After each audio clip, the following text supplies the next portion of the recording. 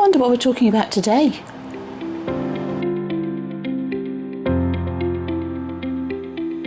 Okay, so I appear to have acquired some equipment. Was in town the other day after work, met up with a husband and his father, and having a bit of a wander around one of the antique house clearing shops that has all sorts of knickknacks and goodies and stuff, and we came across this beauty. She was labelled at £77, but their best price was £70. So we got this for £70.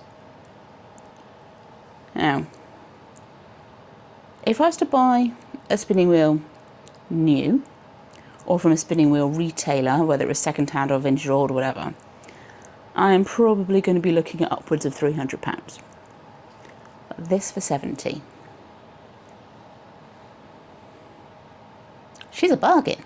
And that's regardless of whether she works or not. She's a bit of a bargain. There are such a thing as ornamental wheels, or as some people refer to them, spinning wheel shaped objects, which are things that look like spinning wheels but they don't function as spinning wheels, and obviously I'd be looking for a functional spinning wheel. So this lady, she has no maker's mark on. I've put a picture up online when I got home with it. Very excited, so obviously had to post it fairly straight on before I'd even had a proper play with it. My stepmum believes that it's older than hers because of how it looks, and I'd agree with that. There's a nut underneath here. This is the mother of all section. So there's a nut underneath here, which from the searching that I've done online and watching YouTube videos and stuff seems to be something that is more common in antique wheels than vintage wheels or modern wheels. Not saying that it wouldn't happen in those, but apparently it's more common in antique wheels. It's a Saxony style wheel, so the ones that look like the Sleeping Beauty wheels. And yeah, it has all of its moving parts in place. I did test in the shop whether moving the treadle would turn the wheel, and whether turning the wheel would turn the flyer, so this bit here. I'll give you a closer up look of it in a bit. And yeah, it did all of that. So from what I could tell in store, it was functional. So very excited, got home, posted online, found a functional spinning wheel for £70. Brilliant. And I'm not moving away from that idea of brilliant is a bargain. I've got a really good deal here. It's just that as it stands at the moment, I'm not going to be able to spin on it just yet. It needs a little bit of TLC, a little bit of care and attention before I can do that. And we'll go over the reasons for that in a sec. One thing I didn't check in the store was whether the flyer and the bobbin spin independently. They currently don't. And when we first got it home, the whirls on the flyer unit were not moving at all. It was like they were jammed on or fused on or something. A bit of WD-40 and some persuasive jiggling, and I've managed to get the whirl free, so I can now take the whirl off and get the bobbin off, so that's good. But the shaft that goes through the bobbin needs a bit of a clean up. It's clinging a bit too tightly to the shaft of the bobbin at the moment, so that's not spinning as freely as I think it probably needs to. But that's, you know, a minor issue. When I first got it home, we realised that the whirls weren't coming off. We were considering getting a new flyer assembly in entirety. I mean, they averaged for about, well, we've seen some for about £60–70. So even buying a new flyer assembly, I would still have had a good price for a wheel. So let's talk about what needs to happen to fix this girl up and get her spinning and making fibre. Now, first of all, let's take a look at her spinning. So if I just get her going, she does like to go anti-clockwise. So she spins nicely. She's got a nice little creak to her. There's a bit of a wobble on the wheel, which I'm not too concerned about. But one of the uprights is wobbling as well, the one that's got the crank coming on it. So I don't know whether that's an issue or not. I'll have to consult my father. He's very mechanically minded and did a lot of the restoration of my stepmother's wheel, so he does know what he's talking about. So I was sat here practicing treadling after we'd replaced the string that holds the footman to the treadle with new string, because the old one was just tired and broke within a few sort of goes. I thought, oh, how am I going to feed the fibre onto the bobbin? It's the orifice is over there. So from here, oh, clearly didn't get my attention on the drive band corrector there because that's just popped off. Yeah, so the orifice for the flyer is on the opposite side of the wheel to the treadle. So I mean, if I had somebody else who wanted to spin, oh, drive band's gone. If I had somebody else who wanted to spin, then they could sit and feed the fibre on, and I could sit and treadle, and we'd make it work that way. But that's not really what I was aiming for, so we did wonder if the mother of all was on the wrong way round. But with a bit of Google searching, we discovered that the majority of Saxony wheels have the wheel on the right and the mother of all on the left, so that's the opposite way round to how this wheel has been set up. There are some that have been mentioned. I saw a couple of references to Saxony wheels where the mother all was on the right and the wheel was on the left, like this is. But the fact that the orifice is away from me when I sit it this way around suggests that something's not quite right. So yeah.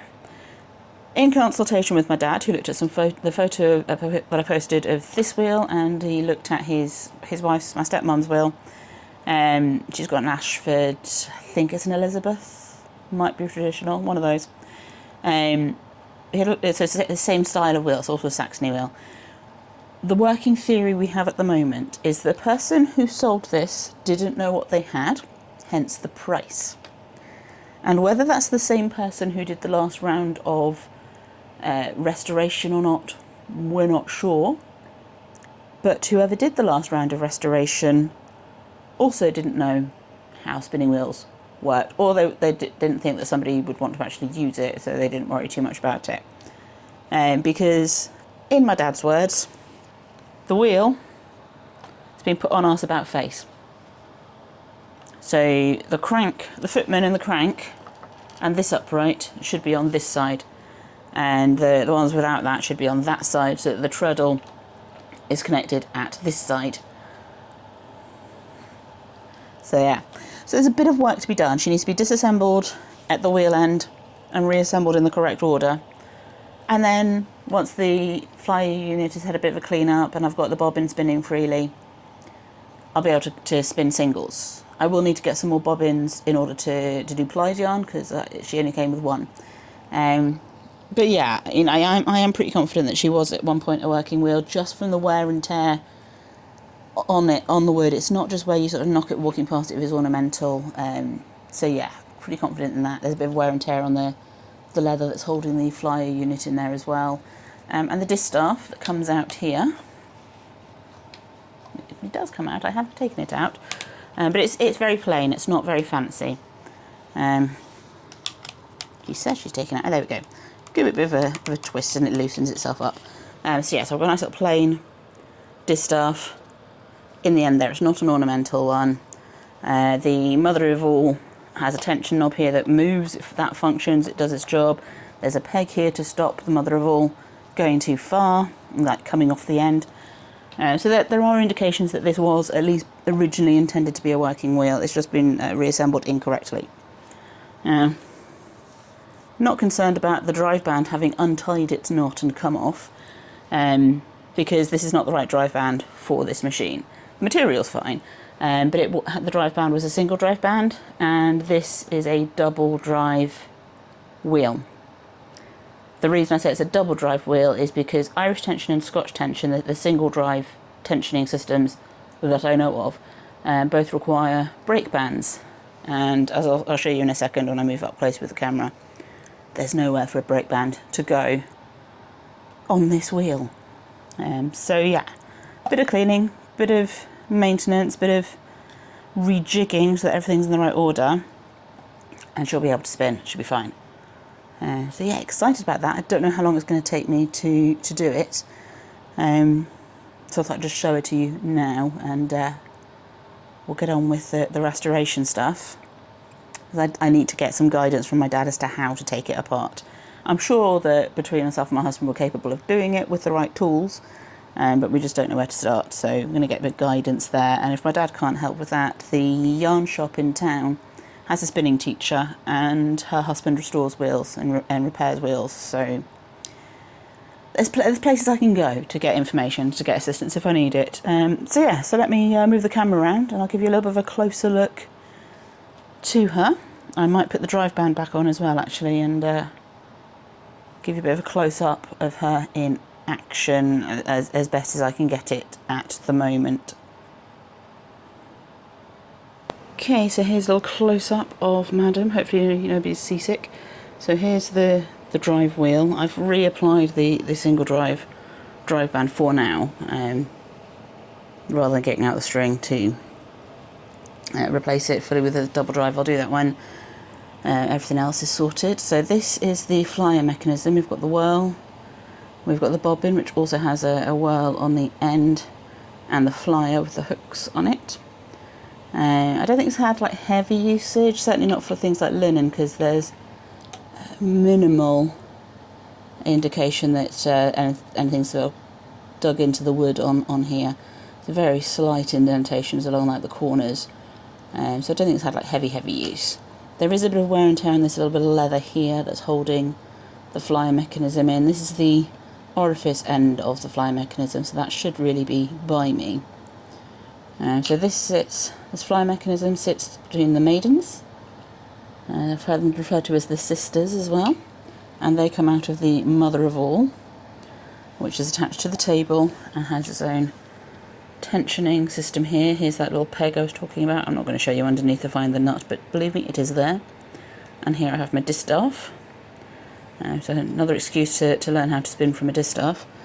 So here we have more of the table, and here we have the uprights holding the wheel. So this side, which should be on the other side, is just an upright, and the other side, if I move around, see we've got a crank coming out of the upright into the top of the footman, and down at the bottom of the footman is the new string holding onto the treadle, so that's just hovering over the ground, and the treadle is operated from this side. And if people are squeamish about feet, I'm sorry, but I will have a bare foot coming in shot. So the foot goes on this pedal and treadles from there. So obviously I'm not at the right angle to do it at the moment, so it doesn't hit the ground ever. I probably will always spin barefoot because I don't want to slip off the pedal, off the treadle. So yeah, so the legs need swapping, the wheel needs turning around. So yeah, a little bit of work to do, but it'll be good when she gets going.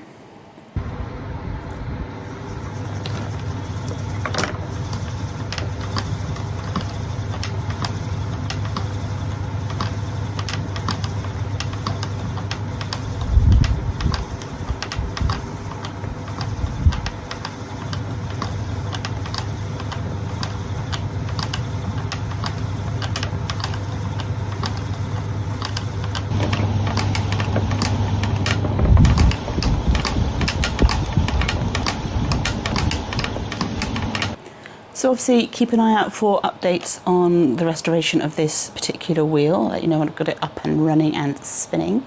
Looking forward to being able to spin on a wheel. I mean, I wasn't intending on getting a wheel until I was in a bigger place, so I'm not quite sure where it's going to live.